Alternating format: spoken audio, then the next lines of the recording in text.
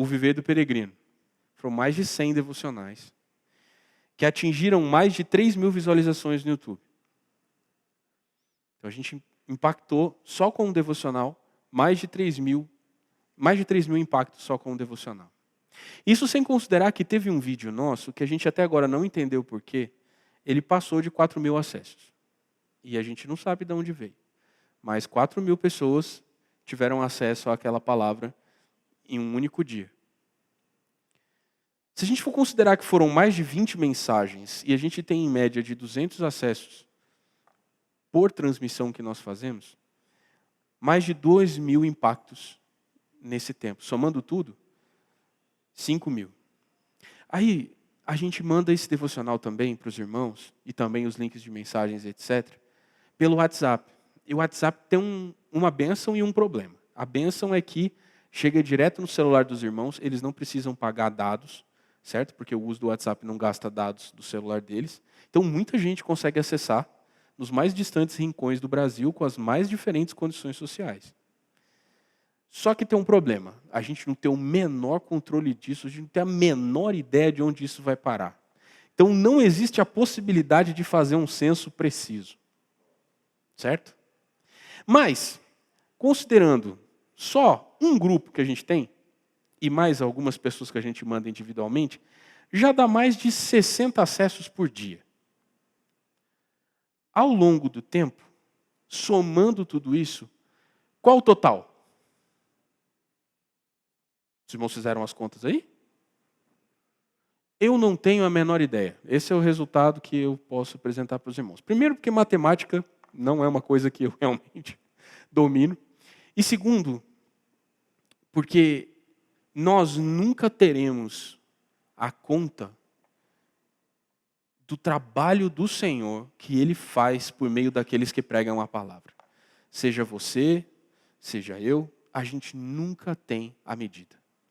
Eu lembro de quando Davi cometeu um grave pecado, o rei Davi cometeu um grave pecado diante do Senhor, tentando fazer um censo do povo, tentando descobrir quantas pessoas ele governava, quantos homens ele tinha para sair à batalha.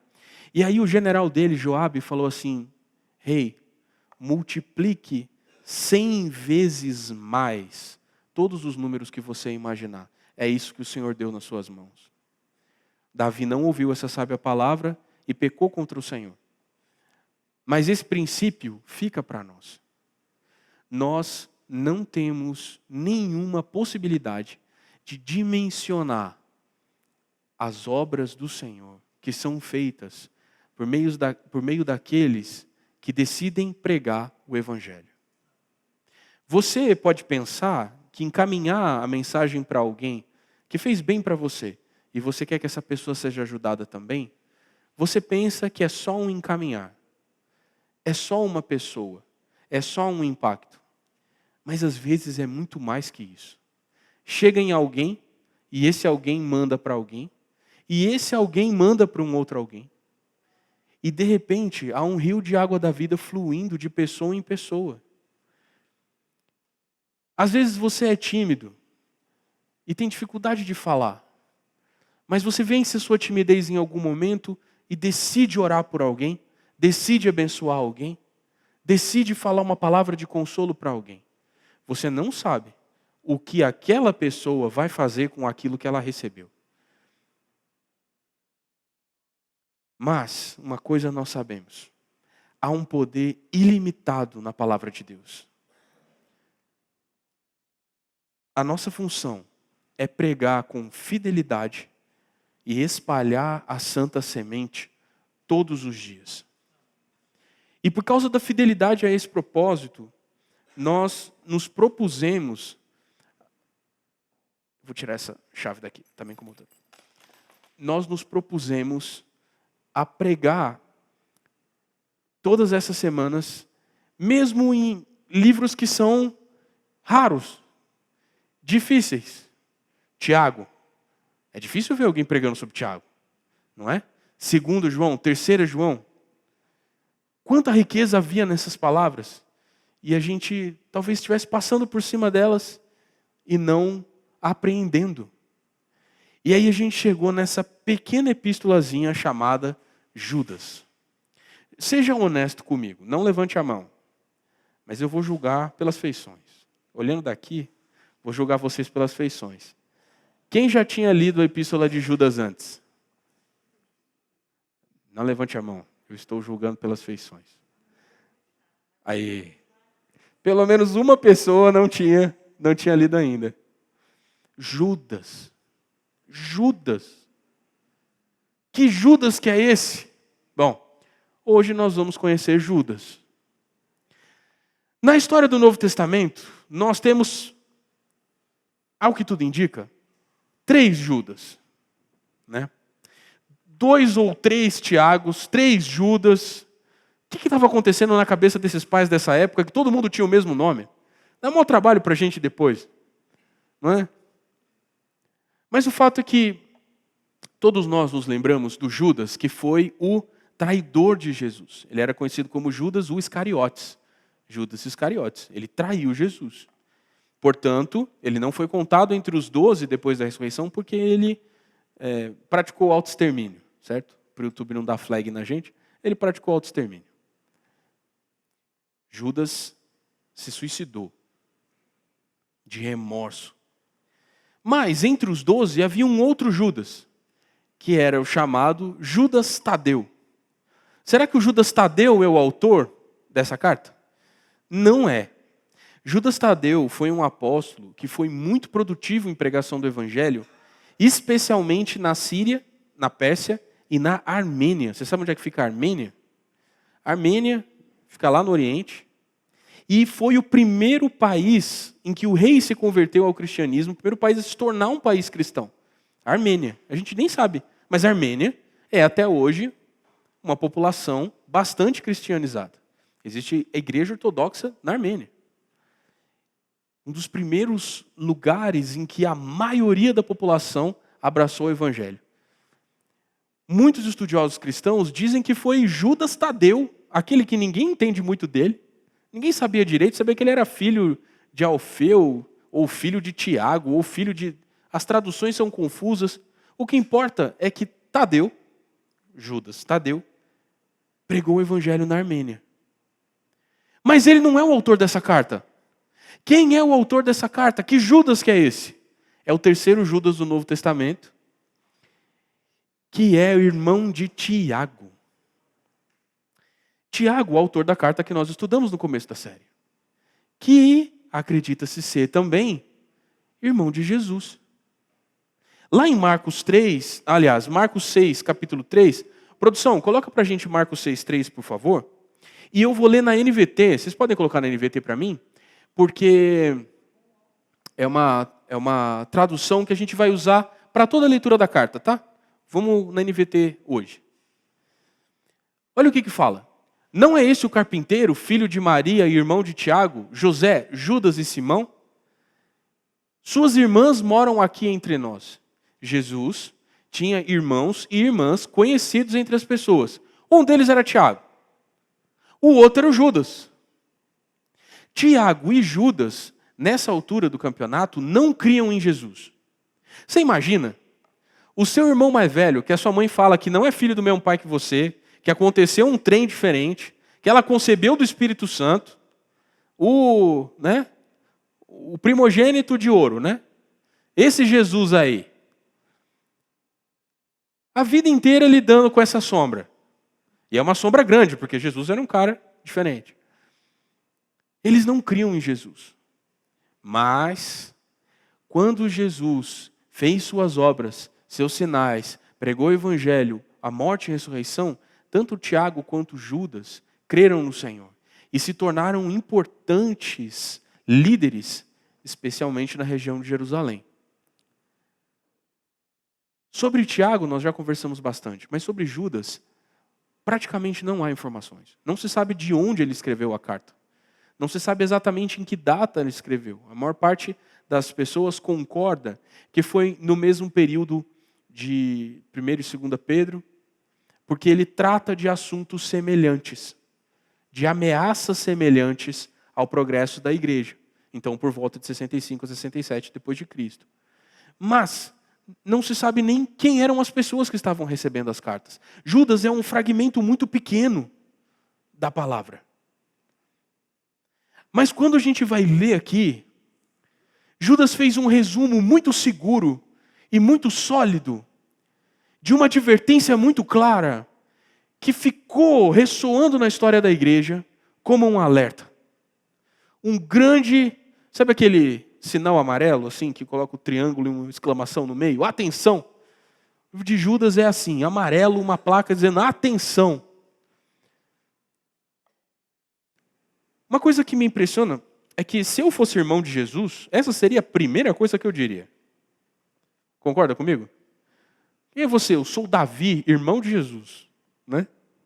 Mas Judas não se apresenta assim. Ele fala que ele é um escravo de Jesus Cristo. Isso aqui é Judas 1:1, produção. Escravo de Jesus Cristo e irmão de Tiago. A fama de Tiago era conhecida, ele já deu um carimbão. Mas ele tinha um carimbo bem maior para botar aqui, né? Sou Judas, irmão menor de Jesus. Pá! Mas ele não usou disso.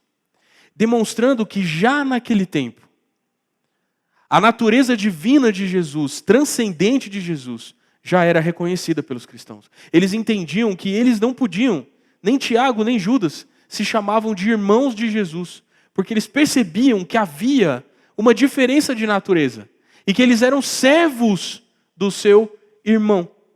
Por parte de Maria, eles eram irmãos, mas eles entendiam a natureza transcendente de Cristo e que eles deviam servir àquele Senhor. E ele escreve para quem? Escreva essa carta aos que foram chamados por Deus. O Pai, que os ama e os guarda sob o cuidado de Jesus Cristo. Você foi chamado por Deus? Diga amém. Você foi chamado por Deus? Então essa carta precisa encontrar repouso nos seus ouvidos. Porque você é o destinatário dela. Claro, havia um destinatário principal, são os irmãos que receberam essa primeira carta, mas o significado dela e o sentido dela nos inspira até hoje a buscar o Senhor com fidelidade e estar atento às ameaças que Judas nos conta. Por quê? No versículo 3 ele fala assim: amados, embora planejasse escrever-lhes com todo empenho sobre a salvação que compartilhamos, ou eu queria falar de coisa boa, eu queria falar da salvação, mas entendo agora que devo escrever a respeito de outro assunto e insistir que defendam a fé de uma vez por todas, a fé que, de uma vez por todas, foi confiada ao povo santo. Deixa eu fazer uma pergunta para vocês. Quem aqui mora em casa? Casa mesmo, terra. Beleza. Quem mora em apartamento? Beleza. Apartamento tem um porteiro, né? Não, às vezes não. Ah, é porque Brasília não tem porteiro, né? Verdade. Tudo bem. Mas assim, vou fazer um exemplo. Seja na porta do seu apartamento, seja na porta da sua casa. Você deixa qualquer pessoa entrar? A porta fica aberta? Qualquer um pode entrar a qualquer momento? Não? Por que não? Ué, vai deixar, não deixa as pessoas entrar? Não? A porta da cozinha fica trancada? Quando você sai, você faz o quê? Tranca? Beleza.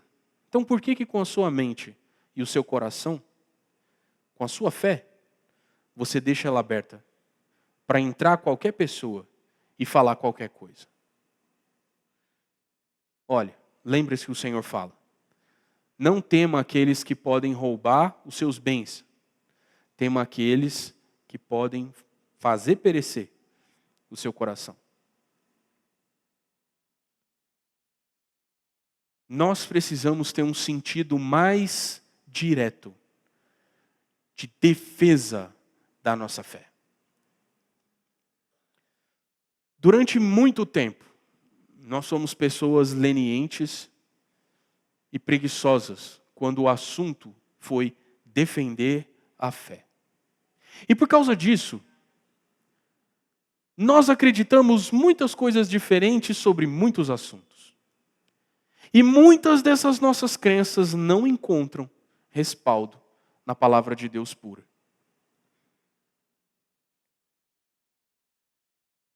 A carta de Tiago é uma carta pequena, mas ela foi escrita com um objetivo muito claro: ensinar os irmãos a defender a fé. E eu acredito que não ter feito, normalmente eu faço, né? Às vezes eu coloco algumas coisas visuais, uns textos e etc., ajudam a gente a visualizar. Eu sinto que hoje, por falta de tempo, eu não consegui fazer, mas seria interessante colocar para os irmãos enxergar isso. Porque o livro de Judas é muito didático e claro, ele coloca os pontos muito definidos. Primeiro, defenda a fé. Você está disposto a defender sua fé?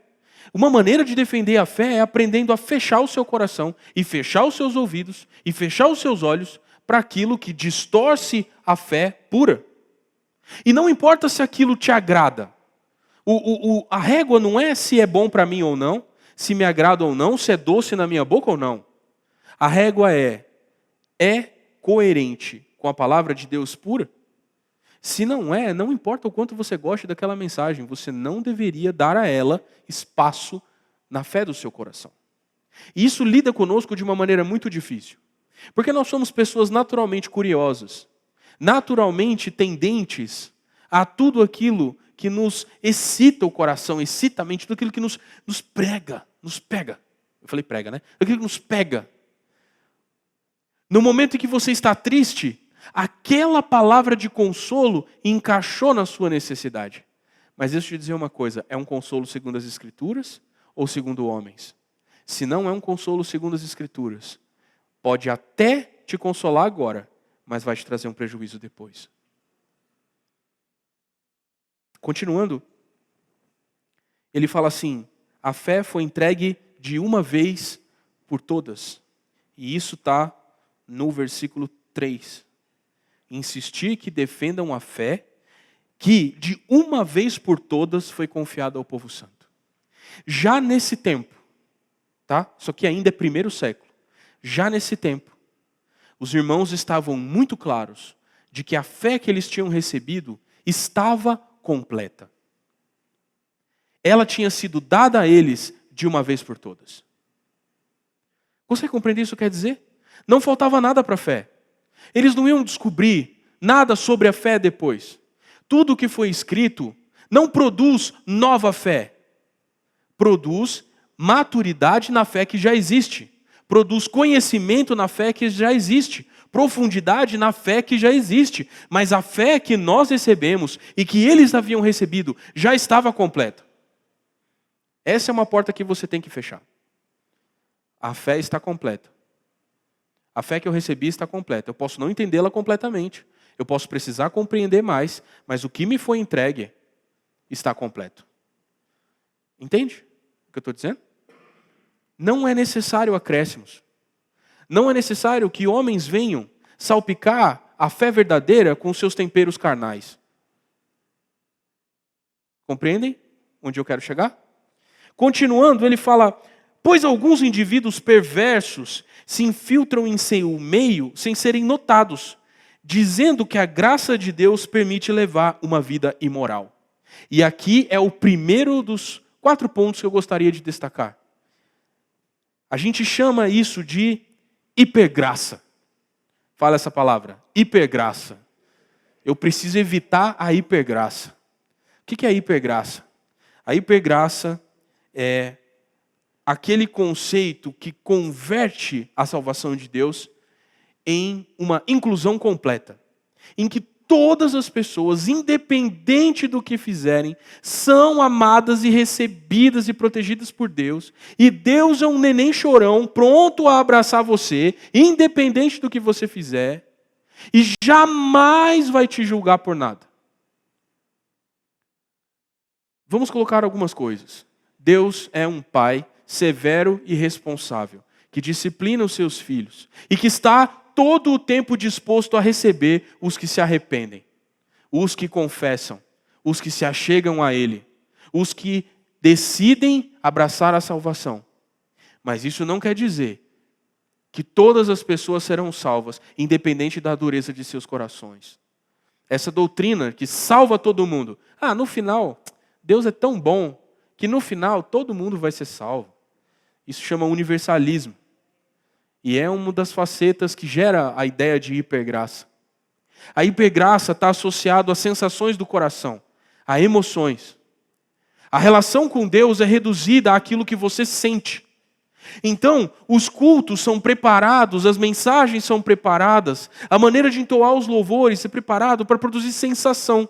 E você vai num lugar atrás de uma vibe, você vai num lugar atrás de sentir aquele quentinho no peito. E vou te falar uma coisa, louvar a Deus é muito bom.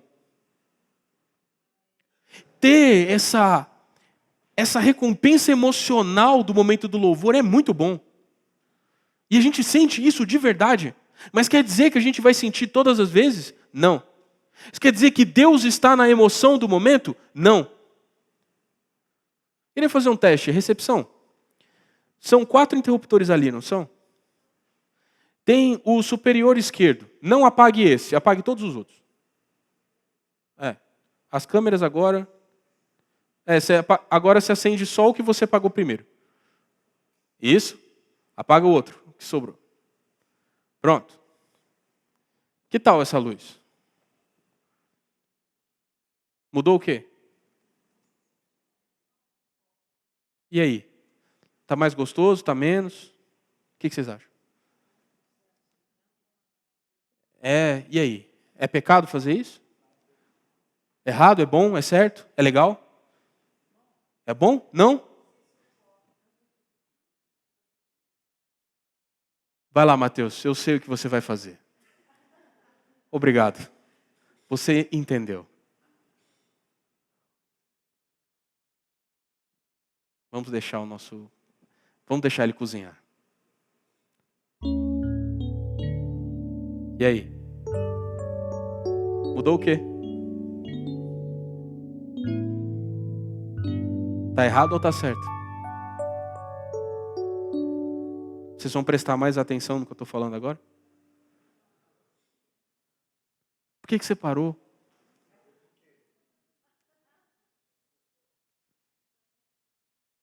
Essa é uma construção de ambiente. Traz foco para o palestrante. Torna mais confortável o acesso para quem está atrás. Diminui a sobrecarga sensorial. A gente consegue se concentrar um pouco mais. Quando a gente está cantando num ambiente um pouco menos iluminado, a gente se preocupa menos com quem está do lado. E se sente mais livre para adorar o Senhor com expressões emocionais de adoração. É errado ou é certo? Tenham coragem de falar é errado ou é certo. Não tem errado nem certo. É muito difícil ler a Bíblia quando a luz está assim. Mas tem aqui. Mas e a minha? Eu quero anotar. E agora? É tudo cultural. Ninguém pode te dizer que o jeito certo de adorar a Deus é no monte ou no templo. Não é. É em espírito e em verdade. Em espírito e em verdade, com luz baixa ou com luz alta. Anotando ou olhando para o telão. Mas muito cuidado quando o ambiente torna mais fácil controlar você. O simples fato dessa luz estar focada em mim me torna uma autoridade maior porque eu estou na luz e você está no escuro. E isso cria no nosso cérebro uma sensação de que eu sou mais capaz de entender o que estou falando do que você. O fato de eu estar em pé e você estar sentado, o fato de eu estar num palco e você estar aí, torna o seu coração mais frágil àquilo que é falado aqui. E é por isso que nós precisamos aprender a defender a fé. O fato de você estar no seu celular, se divertindo, olhando Reels após Reels no Instagram, postagem após postagem no TikTok, e o cara está com uma luz boa, uma camisa de marca, uma boa câmera apontada para ele, falando com autoridade. Imediatamente ele parece alguém que sabe o que está dizendo.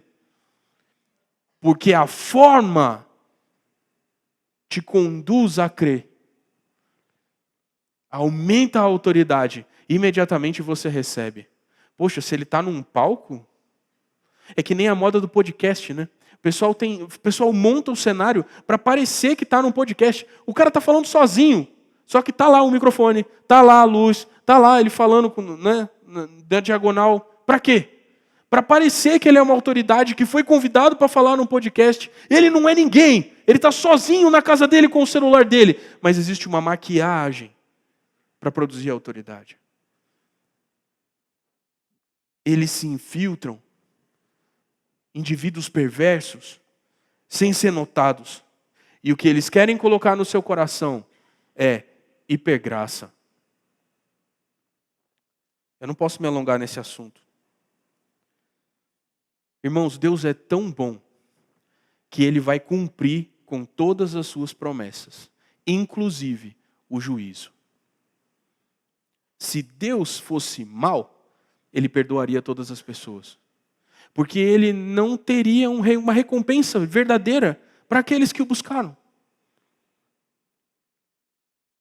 Mas a salvação é uma porta aberta.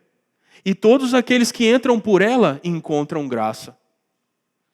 E aí, apaga a luz, deixa acesa, como é que está? Vamos fazer uma votação. Levantem a mão os que querem que a luz fique apagada. Se manifestem. Então fica assim. O Alcides falou.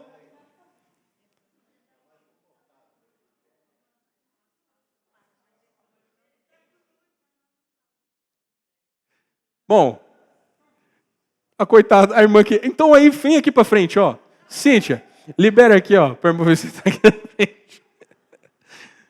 Acende a luz do fundo, por favor, para os irmãos que estão anotando. Bom, eu fiz uma brincadeira, irmãos. Esse é o primeiro ponto. Hipergraça. Ok? Vocês entenderam o que é hipergraça? Vocês já ouviram pregação de hipergraça por aí? Já ouviram? Vocês sabiam que o nome era esse? Então aprendemos hoje, hipergraça. A hipergraça é uma mentira e você deve aprender a fechar a porta da sua casa para ela. Você não deixa ninguém entrar na sua casa que você não conhece, que você não convidou. Até gente que você conhece aparece na sua porta, você fala, ih. Certo? Você vai deixar entrar no seu celular? Você vai deixar discipular você? Vai deixar discipular sua esposa, seu esposo? Vai deixar discipular os seus filhos? A propósito, você vê o que os seus filhos veem? Você sabe quem são os podcasters que falam na vida deles? Você sabe quem são os influencers que falam na vida deles? Se você não deixa qualquer estranho entrar na sua casa, por que eles entrariam no celular dos seus filhos? O segundo coisa que Judas nos revela e que Judas nos abre os olhos para ver, está no versículo 8. Da mesma forma, essas pessoas, afirmando ter autoridade com base em sonhos, vivem de modo imoral. Desprezam a autoridade e zombam dos seres sobrenaturais. E aí, a gente pega uma galera. Isso chama revelacionismo. É um outro desvio da fé. A gente falou da hipergraça, agora a gente está falando do revelacionismo. O que é isso? É aquela pessoa que, baseado em sua própria perspectiva, em seus sonhos, em suas visões, muitas vezes mentirosas ou distorcidas da realidade, eles afirmam que têm uma autoridade diferente dos outros. Compreende? Revelacionismo. Deus me deu uma visão que não deu para mais ninguém, portanto eu exerço poder sobre você.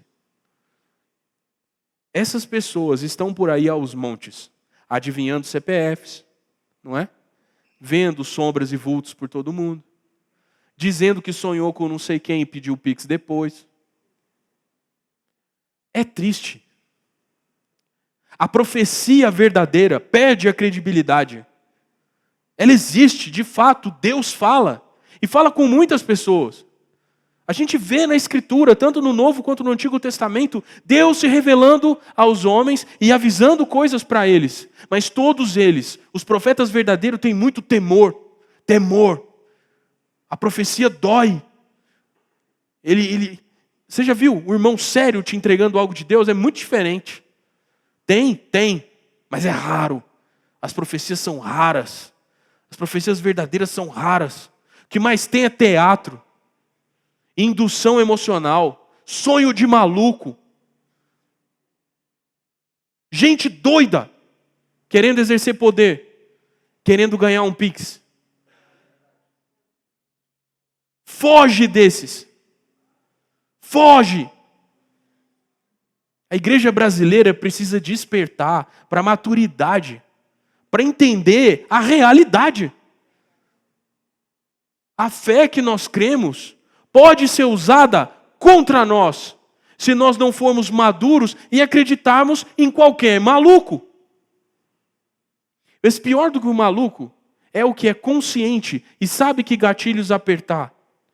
Toda pessoa que está numa igreja, visitando, e está chorando no culto, está ali porque tem algum problema e está buscando solução. Se é uma mulher, provavelmente é problema com o marido. O cara olhou, ele faz uma leitura fria. Se a gente que não é profissional já entende, imagina o cara que treinou para fazer isso, que aprendeu PNL, que aprendeu leitura fria. Os irmãos compreendem onde eu quero chegar? A bateria deve ter acabado. Calma aí. Pronto. Acho que é algum problema de interface. Ah, tá. Pronto. Os irmãos estão me ouvindo? De onde a gente estava? O maluco, né? Sabe o que ele continua falando? Ele fala que, inclusive, o arcanjo Miguel se atreveu a zombar de uma autoridade espiritual. E essas pessoas que mentem profecias, elas estão zombando do mundo espiritual. Não é possível uma pessoa crer em Deus, conforme a Escritura diz, e ela mentir que recebeu uma profecia. Só um incrédulo mentiria que recebeu uma profecia. O crente tem medo de Deus e sabe que ele falar em nome de Deus aquilo que Deus não mandou tem um peso muito grande. Ele será julgado por Deus por ter falado o que Deus não mandou. Portanto, mesmo nós, se algum de vocês for esse tipo de profeta, a quem o Senhor informa as coisas de antemão, e eu não duvido que haja, tenha temor. Ore 1, 2, 3, 4, 10 vezes. Confronte com a palavra. O que eu estou falando ofende a palavra? Se não, e aí faça com muito temor. Levante e fale o que o Senhor mandou. E só o que o Senhor mandou. Porque senão a gente vai ser acostumado a desprezar as profecias. Levanta um doido e fala coisa de doido, a gente despreza. O dia que chegar a mensagem verdadeira do Senhor, a gente se acostumou a desprezar por causa de um monte de mensagem falsa. É isso que o mundo está fazendo.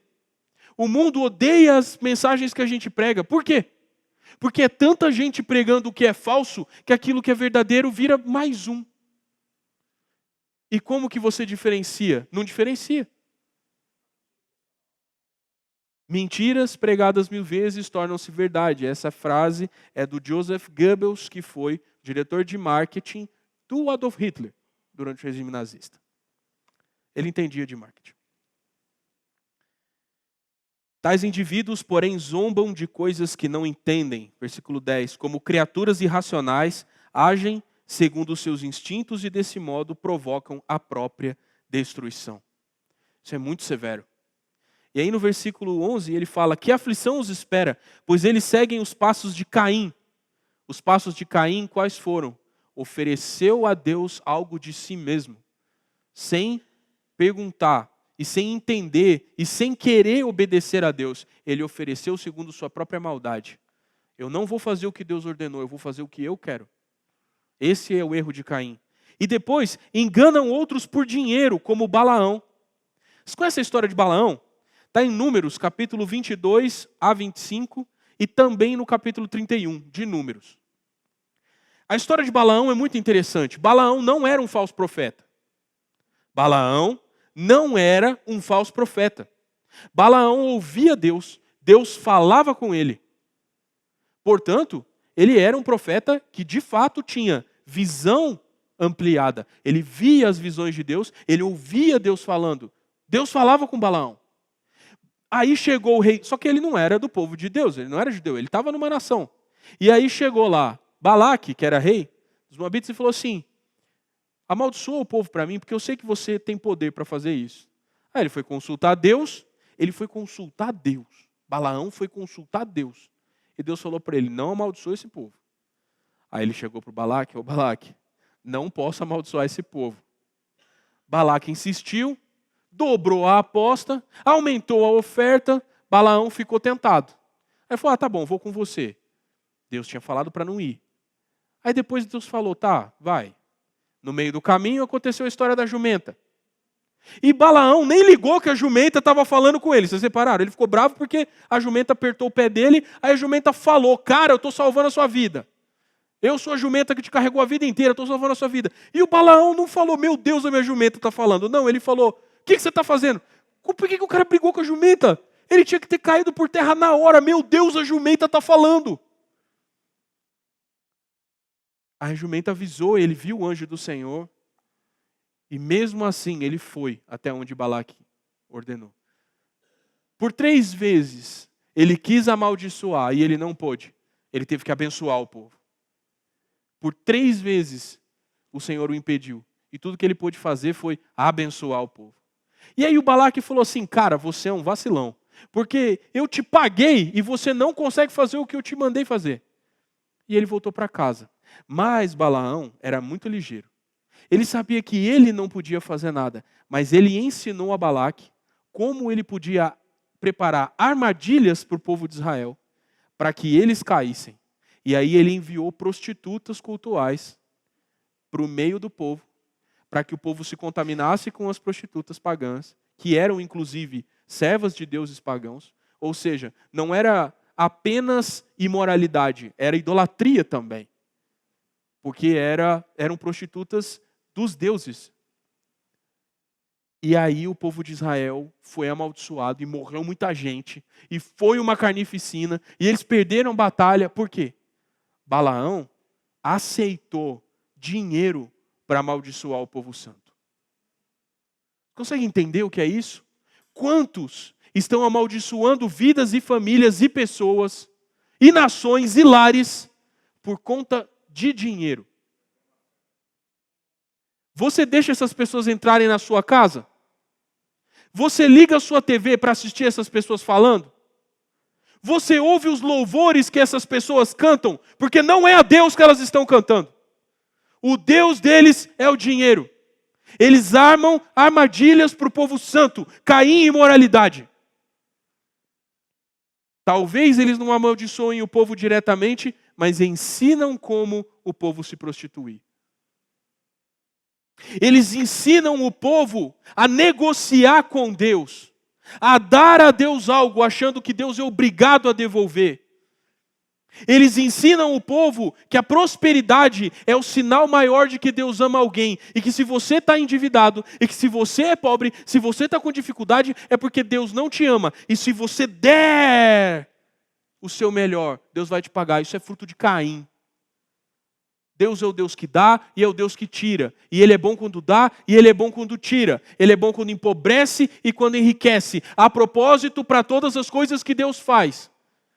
Trabalhe, cuide do que você tem, invista direito e o Senhor vai te abençoar. Porque você é abençoado pobre, é abençoado rico, é abençoado nu, é abençoado vestido com roupa cara ou com roupa normal. Tanto faz. Deus já te abençoou com a salvação em Jesus Cristo. A sua alma eterna não vai eternamente sofrer no inferno. Não existe bênção maior que essa. Se você puder ser rico nessa terra, seja generoso.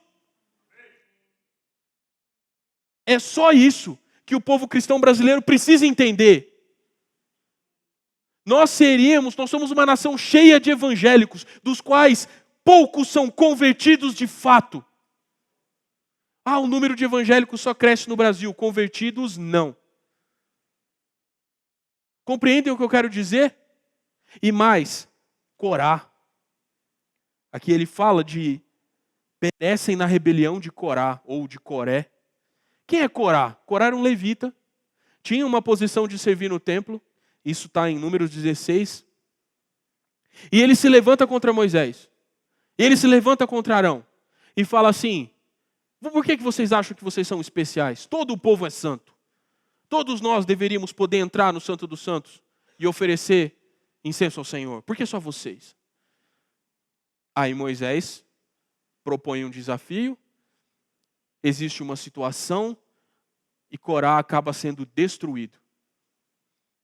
Com ele todos os que se rebelaram. Sai um fogo da presença do Senhor, a terra abre, consome todos eles. Número 16, lê lá, é pirotécnico, é massa. Esse trecho é usado por homens maus para nos dizer que nós não podemos nos levantar contra os ungidos do Senhor, contra os sumos sacerdotes. Eles só esquecem de um fator. No Novo Testamento, o nosso sumo sacerdote não é segundo a ordem de Arão, é segundo a ordem de Melquisedeque. Ele é superior, o nosso sumo sacerdote é Cristo. Não há homem que não possa ser questionado. Porque o único digno dessa posição é Jesus Cristo. Corá tentou tomar a posição que era de Arão. Mas não existe mais a posição de Arão. O sumo sacerdote superior ocupou essa posição. Todos aqueles que tentam ser o único sacerdote de um povo estão tentando tomar o lugar de Jesus. E aí eles estão entrando na rebelião de Corá. Mesmo quando eles dizem, não se levante contra mim, porque eu sou ungido do Senhor. Na verdade, eles estão tomando a posição do único ungido de fato. Lembra o que nós lemos em 1 João? A unção é verdadeira e não é falsa. Por quê? Unção é conexão com o Cristo. Se Cristo é o nosso cabeça, Ele é o nosso único sumo sacerdote, o único que não pode ser questionado, o único no trono, então nós estamos cobertos com a unção que desceu sobre Ele. Nós estamos unidos naquilo que é verdadeiro e não é falso. Mas se nós nos submetemos a uma outra cabeça que não é Cristo, a unção que está sobre ela é falsa. E nós não devemos abrir a porta da nossa casa para eles. Não devemos abrir a porta do nosso celular para eles. E isso é sério. Defender a fé é sério. Queremos crescer como igreja? Queremos. Mas nós só faremos isso defendendo uma fé verdadeira. E aí ele continua falando. Judas. Brabo demais. Oh, Senhor. Duras são essas palavras. Quando esses indivíduos, sem o menor constrangimento, versículo 12, participam de suas refeições de celebração no amor do Senhor, são como perigosos recifes que podem fazê-los naufragar. Você já viu um recife?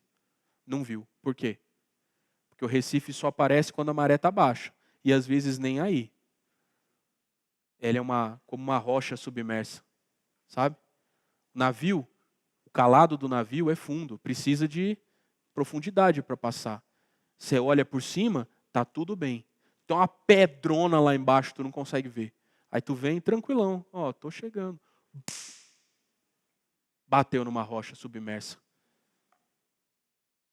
Perigoso, né? Falso evangelho é isso. É uma rocha submersa. Continua. São como os pastores que só se preocupam consigo mesmos. Como que você reconhece um falso mestre? Tudo o que ele fala é em benefício próprio. Terceiro, nuvens que passam sobre a terra sem dar chuva. Pessoas que têm os recursos, mas prendem para si. Aqui no Cerrado, quando você olha uma nuvem escura, você fica feliz. Vem chuva, e às vezes elas mentem para nós. Elas passam sem chover. O falso evangelho é assim. Te promete a chuva e não te entrega. Te promete transformação e não te entrega. Te promete a cura e não entrega. Agora eu pergunto, nós somos assim? Será que os irmãos esperam vida e graça de nós e não obtêm? Será que os irmãos esperam serviço e consagração e não obtêm? Será que nós somos esses pastores que só apacentam a si mesmos? Esse alerta, por um lado, é para o lado de fora. Por outro, também precisa tocar o nosso coração.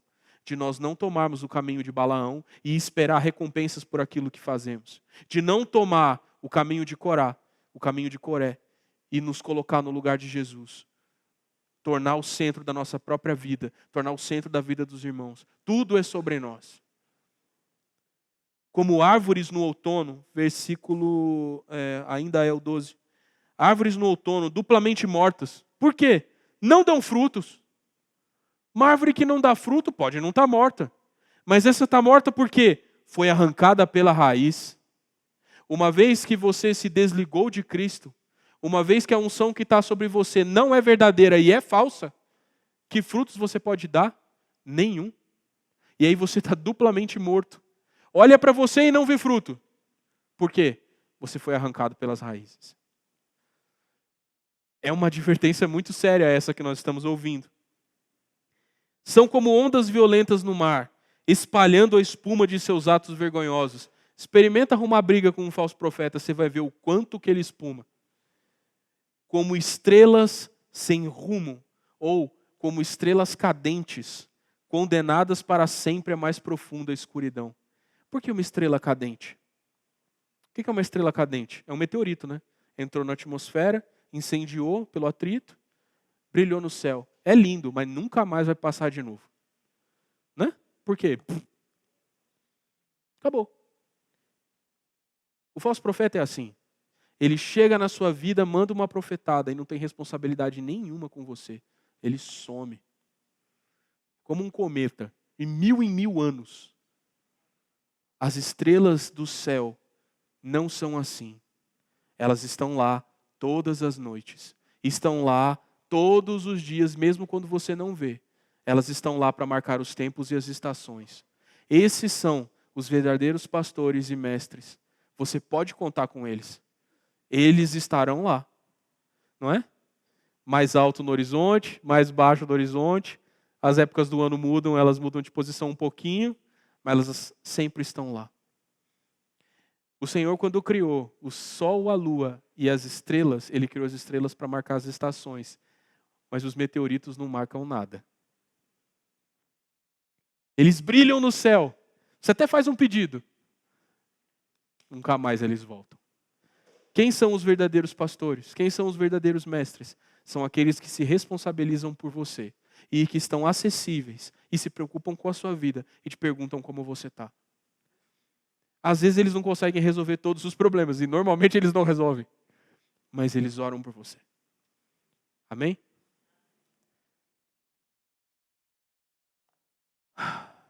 Amados, versículo 17. Preciso terminar. Lembrem-se do que previram os apóstolos de nosso Senhor Jesus Cristo. Eles lhes disseram que nos últimos tempos haveria zombadores, é o versículo 17, cujo propósito na vida é satisfazer seus desejos perversos. Eles provocam divisões entre vocês e seguem seus instintos naturais, pois não têm neles o Espírito. O fruto da falsa profecia é a divisão, é a fragmentação, é o afastamento. É soltar as pessoas para viver segundo os seus próprios impulsos. Quantos desigrejados nós temos no Brasil hoje? Pessoas que se dedicaram à igreja no passado, serviram com todo o coração e foram traídos, se decepcionaram e hoje não querem entrar numa igreja. Quantos outros culpam Jesus? Quantos outros culpam a palavra? Quantos deixaram de crer por causa de falsos mestres e falsos profetas? Eu sinto, irmãos, que nós somos uma igreja que pode receber essas pessoas. Precisamos ficar atentos de não ter rochas submersas entre nós. De nosso coração estar sempre transparente. Mas a simplicidade e a pureza com qual a gente tem tocado as coisas, a acessibilidade, a transparência, sempre julgada, há sempre olhos sobre nós. Ei, olha o que você está falando, olha o que você está fazendo. Isso nos torna uma igreja que quer receber aqueles que têm medo de se entregar outra vez. São as ovelhas perdidas da casa de Israel, que devem ser nossa primeira missão. Compreendem o que eu quero dizer? Você teria coragem de trazer um amigo seu para conhecer essa igreja? Balancem a cabeça sim, balancem a cabeça não. Então convidem. Por que você não trouxe ainda? Faça um amigo.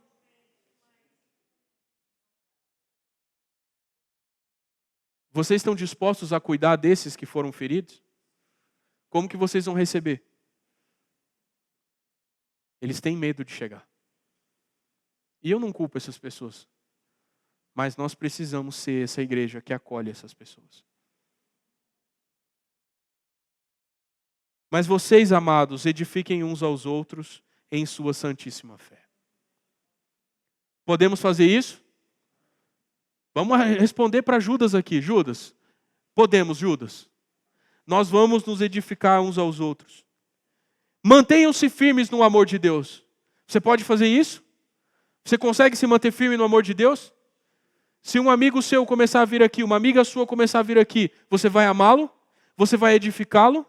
Você vai incluí-lo na vida de igreja que nós temos? O que mais? Enquanto aguardam a vida eterna que o nosso Senhor Jesus Cristo lhes dará em sua misericórdia. Qual que é o trabalho da igreja? É inventar alguma nova palavra? Não. É pregar algum novo evangelho? Não. É arrumar uma nova profetada? Não. O trabalho da igreja é aguardar a volta do Senhor. Porque todo o trabalho foi feito por Ele. Amém?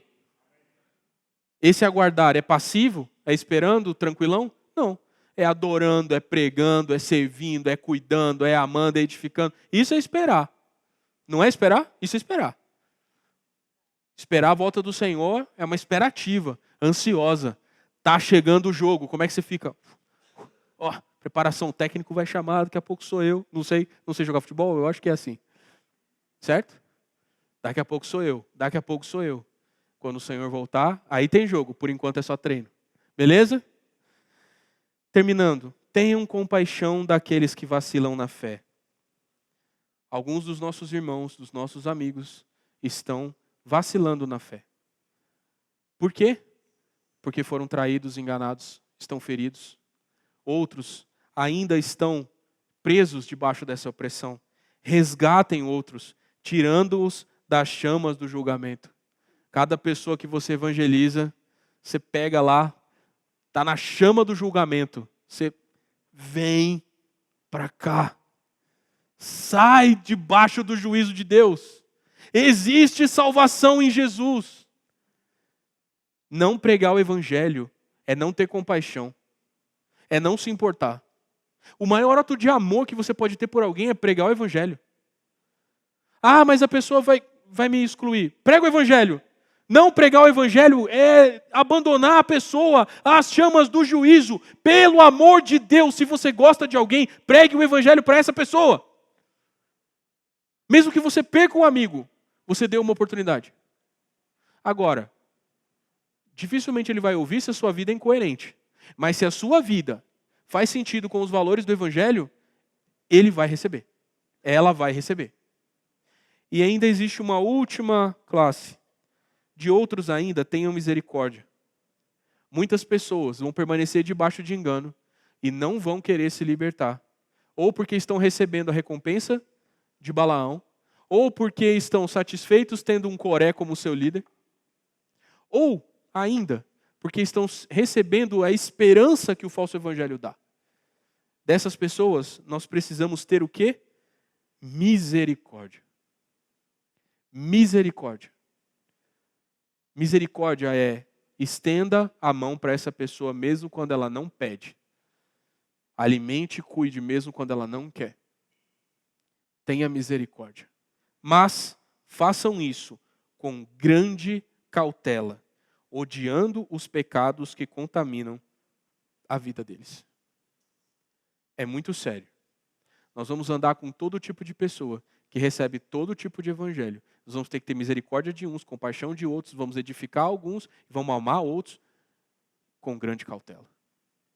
Sempre defendendo a fé. Amém? Toda glória seja aquele que é poderoso para guardá-los de cair e para levá-los com grande alegria e sem defeito à sua presença gloriosa. Qual era o objetivo de Judas? Ele escreveu a carta aos que foram chamados por Deus o Pai, que os ama e os guarda sob o cuidado de Jesus. O que o Senhor tem poder para fazer? É poderoso para guardar vocês de cair. Toda essa palavra de advertência, ela encerra o viver do peregrino, porque se você é um peregrino, você está em terra estranha, você vai encontrar muitos amigos, você vai encontrar muitos inimigos. Um beduíno andando no deserto, ele é obrigado a reconhecer quais são fontes boas de água e quais estão contaminadas. Por quê? Porque a água é a vida dele. E se ele beber água contaminada, ele vai morrer. Mas ele precisa de água. Nós somos peregrinos aqui, não somos? Se nós somos peregrinos, nós precisamos defender aquilo que protege a nossa vida, aquilo que garante a nossa vida. E o que garante a nossa vida é a fé verdadeira. Amém? Nós encerramos essa série. Começaremos em breve o estudo de Hebreus. Amém? Nós temos alguns desafios legais pela frente. Thales, eu posso contar? Deixa eu contar, Thales. Tá bom. Nós vamos fazer uma leitura em conjunto. A Bíblia, nós vamos ler todos, a igreja toda vai ler a Bíblia junto. Certo? Nós preparamos uma leitura para os irmãos, começando o dia 23 de dezembro e terminando o dia 3 de janeiro. 23 de dezembro até 3 de janeiro. Vocês vão receber uma tabela, tudo divididinho, direitinho. Nós vamos lembrar vocês, nós vamos cobrar vocês, nós vamos fazer isso tudo juntos, celebrando. O que se trata essa leitura? Se trata de as passagens principais que você precisa saber para entender o livro de Hebreus. Amém? Vocês entenderam o que eu estou falando? A gente vai fazer uma leitura preparatória. E não é sozinho, não. É em tribo. Amém? A tribo da igreja no Guará vai ler para entender Hebreus juntos. São porções pequenas, não é assim, tipo, não é 10 capítulos. Não, é de boa, dá para fazer. Vai tomar seu cafezinho da manhã? Está todo mundo meio que de férias, é final de ano. Certo? Ora, pega a sua Bíblia, leia fielmente. 10 dias. Não, 10 dias. Não pode botar mais tempo. É 10 dias. Nós vamos fazer, certo? 10 dias. Pegar firme esse negócio. Amém?